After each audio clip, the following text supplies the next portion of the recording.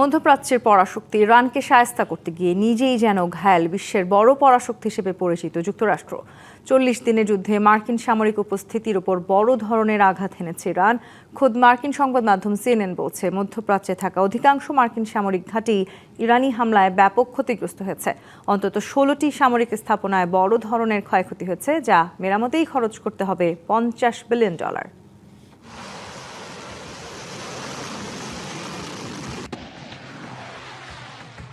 যুক্তরাষ্ট্র ইসরায়েলের সাথে ইরানের যুদ্ধ মধ্যপ্রাচ্যের রাজনীতিতে তৈরি করেছে নাটকীয় মোড়। যে সামরিক শক্তির উপর ভর করে ওয়াশিংটন এ অঞ্চলে যুগের পর যুগ প্রভাব বিস্তার করে আসছিল, তাই এখন চরম ঝুঁকির মুখে।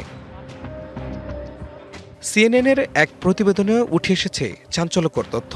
স্যাটেলাইট ইমেজ এবং মাঠ পর্যায়ের তথ্য বিশ্লেষণ করে সিএনএন বলছে, ইরানের নিখুঁত হামলায় তছনছ হয়ে গেছে মার্কিন প্রতিরক্ষা বলয়। মধ্যপ্রাচ্যের ৮টি দেশের ১৬টি সামরিক ঘাঁটির উচ্চ মূল্যের ড্রোন হ্যাঙ্গার, রানওয়ে এবং যোগাযোগ ব্যবস্থা গুঁড়িয়ে দিয়েছে তেহরান। প্রতিবেদনে যুক্তরাষ্ট্র ও উপসাগরীয় আরব দেশগুলোর সূত্রের বরাতে সিএনএন বলছে, কিছু ক্ষেত্রে পুরো স্থাপনা এমনভাবে ধ্বংস হয়েছে যা স্থায়ীভাবে বন্ধ করে দেওয়া ছাড়া কোনো উপায় নেই। অন্যদিকে কিছু সামরিক কর্মকর্তা মনে করছেন, কৌশলগত সুবিধার কথা চিন্তা করে বিপুল অর্থ ব্যয় করে হলেও এগুলো মেরামত করা প্রয়োজন।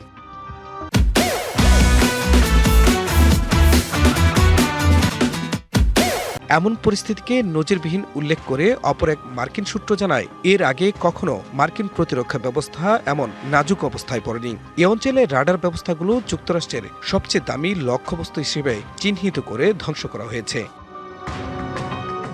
বিশ্লেষকরা বলছেন, এই মাত্রার ক্ষয়ক্ষতি পেন্টাগনের জন্য বিশাল ধাক্কা। এবারের যুদ্ধে কেবল মার্কিন প্রতিরক্ষা ব্যবস্থার দুর্বলতাই ধরা পড়েনি, বরং মধ্যপ্রাচ্যে মার্কিন আধিপত্য বজায় রাখার বিষয়টিও ঝুঁকির মুখে পড়েছে।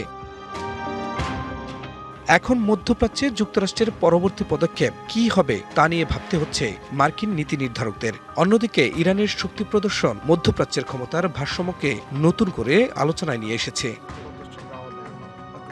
খান মোহাম্মদ মুকুল, ডিবিসি নিউজ ডেস্ক।